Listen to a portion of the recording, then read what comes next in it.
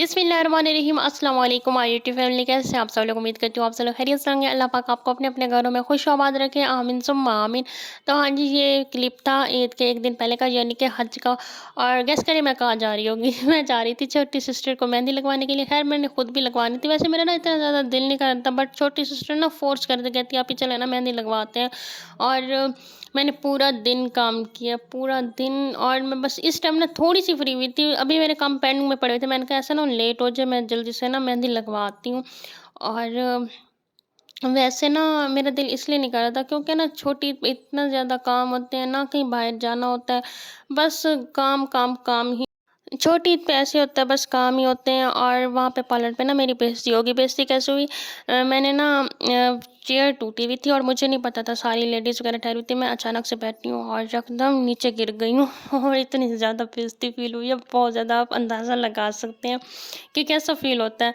तो बस फिर, और आप लोग सोच रहे होंगे कि मैं तो सुबह के टाइम मीन्स के ना मगरिब के टाइम गई थी और अचानक से ना रात कैसे हो गई। असल में ऐसा हुआ था कि पार्लर पे गई हूँ तो मेहंदी वाली नहीं थी।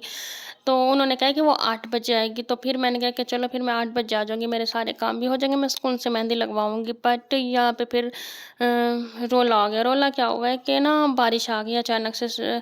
तो बारिश तो ख़ैर ख़त्म हो गई थी, बट ना कीचड़ वग़ैरह, इतनी सारी गलियाँ भरी हुई थी। तो फिर मैं दोबारा पार्लर वाले के पास गई हूँ, तो उन्होंने कहा कि आज मेहंदी वाली नहीं आएगी क्योंकि बारिश वग़ैरह आ गई है, तो इसलिए ना रास्ते वग़ैरह सारे ख़राब हैं, तो पार्लर वाली शायद कहीं से दूर से आती है, तो इसीलिए। बट छोटी सिस्टर ने तो जो रोना स्टार्ट किया, कहते हैं मुझे तो मेहंदी लगवानी है। फिर भाई और मैं, हमने सोचा कि चलो ना बाहर से इसको ना मेल्स लगाते हैं मेहंदी, हम ना वहाँ से लगवाते हैं, या फिर ना मैं गली में किसी पार्लर वाली का पता करती हूँ कि अगर वो लगाती है मेहंदी, क्योंकि मैं तो इतना ज़्यादा नहीं जानती। तो फिर ऐसा हुआ है कि यकीन करें, रास्ते में जो जो पार्लर्स आए मैंने सब में पता किया, सब ने यही कहा है कि आज मेहंदी वाली नहीं आई क्योंकि बारिश स्टार्ट हो गई है, तो इसीलिए तो मेहंदी वाली नहीं आएगी। तो बस फिर आखिरकार मैं यहाँ पे आई जहाँ जो मेल्स लगाते हैं ना बाज़ार में, मेहंदी इंजेक्शन वाली होती है। तो मैंने वहाँ पे पता किया, उनके चार्जेस थे 500 एक हाथ के। मैंने कहा दिमाग ख़राब हो गया, 500 यानी कि एक हाथ के 500 और दूसरे के पूरे टोटल कुल मिला के 1000। तो वो तो बच्ची है, खैर मैंने कहा इतना सा उसका हाथ है, तो ऐसे मैं फ़िज़ूल में 1000 क्यों ज़ाया करूँ। हाँ, अगर कोई फ़ंक्शन होता है, कोई मजबूरी होती है बंदे की, तब तो बंदा 1000 रुपये भरे। ऐसे खाम-खा में ना, ना ही ईद के बाद कोई फ़ॉरेन फ़ंक्शन था, तो बस मैंने कहा कैसे 1000 ज़ाया करने का फ़ायदा।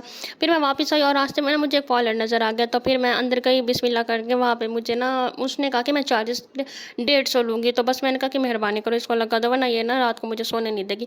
और मैंने भी लगवानी थी, बट ना उसका ना हाथ ना स्लो था, मीन्स मेहंदी लगाने में। एक हाथ पे ना उसने 1 घंटा लगा दिया। यकीन करें, मैं वहाँ पे ना 10:30 बजे फ्री हुई हूँ। तो बस फिर वापस आ गई हूँ मैं घर। फिर मैंने खाना वाना खाया, मेरे सर में ना शदीद किस्म का दर्द हो रहा था। फिर मुझे भाई ने बताया कि ना साथ वाली आंटी आई हुई थी, वो ना पूछ रही थी कि आपने अगर मेहंदी वगैरह लगवानी है ना, मुझे रात में भाई ने बताया। तो बस फिर मैंने छोटे भाई को कहा कि आप पता करके आओ, मेहंदी वाली अगर बैठी हुई है तो मैं लगवाती हूँ मेहंदी। तो फिर शुक्र है कि मेहंदी वाली बैठी हुई थी, तो बस फिर मैं ना सुकून से नमाज़ वगैरह पढ़ के गई हूँ, मेहंदी लगवाई हूँ। और उसने मेरे ना 150 लिए, और हाथ भी माशाल्लाह से उसका बहुत साफ़ था, बहुत प्यारी मेहंदी लगाई थी। तो बस ये मेरी दास्तान थी चाँद रात की। और बस फिर मैं ना खाना वगैरह खा के सो गई थी, और फिर हो गई थी ये ईद की सुबह। ये ईद का और चाँद रात का मिक्स व्लॉग है। तो बस सुबह-सुबह मैंने चाट बनाई थी। हमारे घर में ना स्टार्ट से ही, जब से मैंने होश संभाला है, हमारे घर 2 चीज़ें ईद पे लाज़मी बनती थी, अम्मी बनाती थी। शीर खुरमा और दूसरा चना चाट। तो ना चना चाट अब्बू को बहुत ज़्यादा पसंद है, तो ना ईद पे अम्मी ज़रूर बनाया करती थी। तो बस मैंने इसी रिवायत को अभी तक कायम किया हुआ है। चना चाट भी मैंने बना ली, शीर खुरमा भी, और साथ में ना मैंने खीर भी बना ली थी। मतलब कि जिसका अगर शीर खुरमा खाने का दिल होगा, शीर खुरमा खा लेगा, जो खीर होगी, जिसका खीर खाने का मतलब दिल होगा, वो खीर खा लेगा। और ये ना मैंने खीर और क्या कहते हैं उसको, शीर खुरमा ना, ये मैंने चाँद रात को ही बना के रख दिया था, और चने वगैरह भी बॉयल करके रख दिए थे। और यहाँ पर वेट हो रहा था नाश्ते का। ईद वाले दिन ना मैं क्या करती हूँ, मैं कहती हूँ मेरे नाश्ते की छुट्टी है, तो ना भाई ना फिर हलवा पूड़ी वगैरह या आलू के पराठे वगैरह ले आते हैं। मैं कहती हूँ एक दिन तो मुझे रेस्ट दे दो। तो बस यहाँ पे हलवा पूड़ी ले आए थे, और काफ़ी टाइम बाद हमने इंजॉय किया हलवा पूड़ी गर्मा गर्म, बहुत मज़े की थी। लेकिन इनके चने बहुत कम थे, इतने से ही चने थे। भाई ने कहा कि रश था, और मुझे ना पता नहीं चला, उन्होंने पैकेट में दे दिए।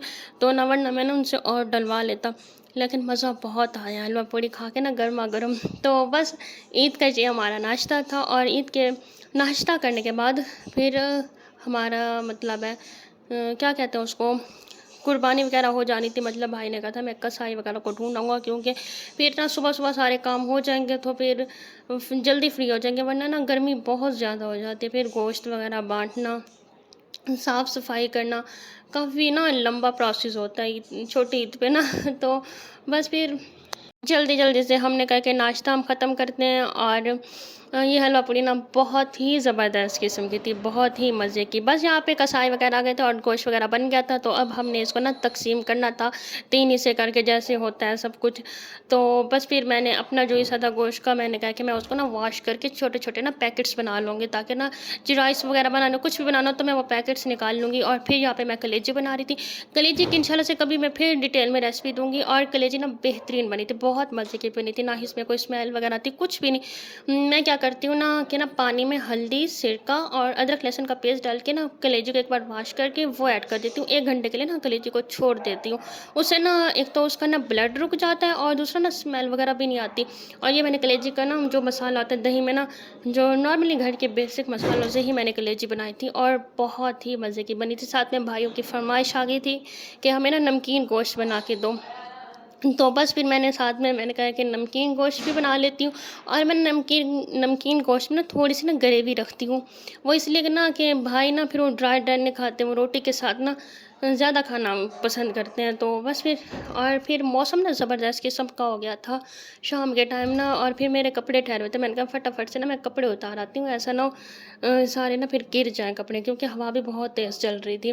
और जहाँ पर हमारा खाना वगैरह रेडी हो गया था, और आप कलेजी की लुक चेक करें, बहुत ज़्यादा मज़े की बनी हुई थी। इसकी ना मैंने रिकॉर्डिंग इसलिए नहीं की, क्योंकि कलेजी बनाना तो हर किसी को आता है, हर कोई अपने तरीके से बनाता है। और दूसरा ना गर्मी बहुत ज़्यादा थी कि इसमें बस मैंने कहा कि फटाफट से मैं ना काम कर लूँ, फिर ना मैं आराम से ना खाना वगैरह हम खाएँगे।